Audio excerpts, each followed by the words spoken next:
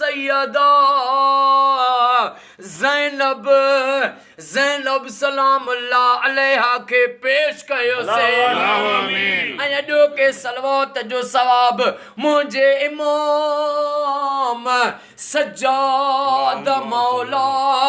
ज़ैनुल आबिदीन अलैहिस्सलाम के पेश कयो से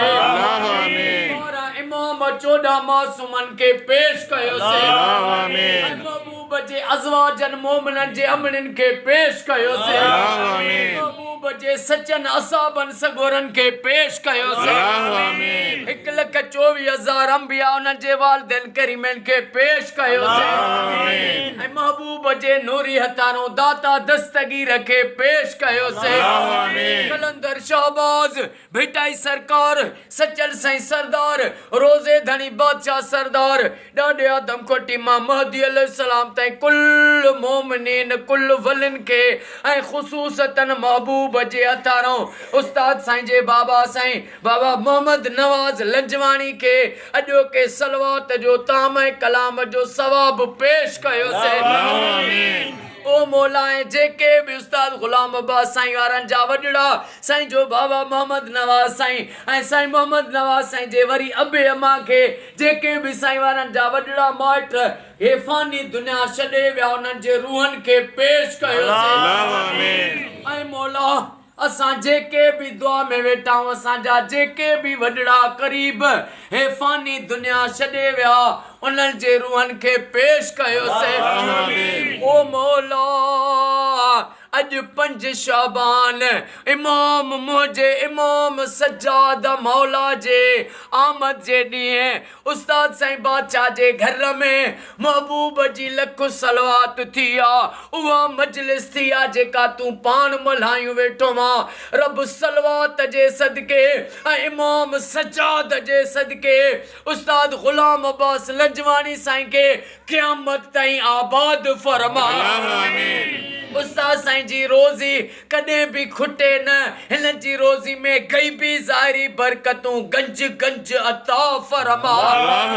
ओ मौला साईं के प्रमोशन ऑफ अता फरमा जेके भी साईं जा माइट लंजवाणी हिन दुआ में शरीक आहिनि अमा ज़ैनब जो वास्तो थिए सभिनी लंजवाणियुनि जा क़यामत ताईं बच्चा घर आबाद फरमा ओ मौला जेके बे औलाद आहिनि उन्हनि खे औलाद अता फरमा जेके बेरोज़गार आहिनि उन्हनि खे रोज़ी अता फरमा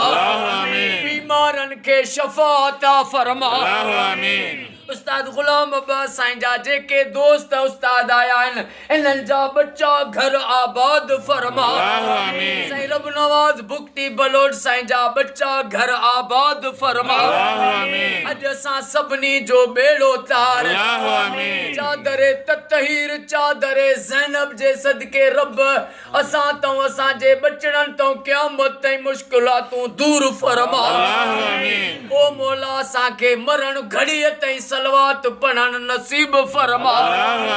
ओ मौला महबूब जी उम्मत के कुरान पाक के मनन जी तौफीक दे कुरान फिरके को मना तो करे वली हर वली भिटाई घोट फिरके को रोके वा महबूब जी उम्मत के फिरके वारत को निजात अता फरमा सजी सिंध में सजे पाकिस्तान में सऊदी में ईरान में इराक में शाम में फलस्तीन में मिस्र में घर घर में लख सलवातूं थियन मुझी दुआ अली अकबर जो वास्तो थी कबूल फरमा इन्नल्लाह ऐं उस्ताद साईं के जंहिं भी अॼु दुआनि जे लाइ चयो जा जंहिंजे लाइ दिल में सोचनि था ओ दिलनि जा मालिक उन्हनि जा भी बेड़ा पार फरमा अमड़े न्याणियुनि तां सभु मुश्किलातूं दूर फरमा ओ मौला लंजवाणियुनि जा क़यामत ताईं सजण साम्हूं कजां ऐं हिननि जे दुश्मननि के निस्तो नाबूद फरमा इन्नल्लाह व मलाइकतहु युसल्लूना अलल नबी या अय्युहल्लज़ीना आमनू सल्लु अलैहि वसल्लिमु तस्लीमा। अल्लाहुम्मा सल्लि अला मुहम्मद नबिय्यिल उम्मी व अला आलिहि व अस्हाबिहि वसल्लिमु तस्लीमा। ला इलाहा इल्लल्लाह मुहम्मदुर रसूलुल्लाह। नारे हैदरी।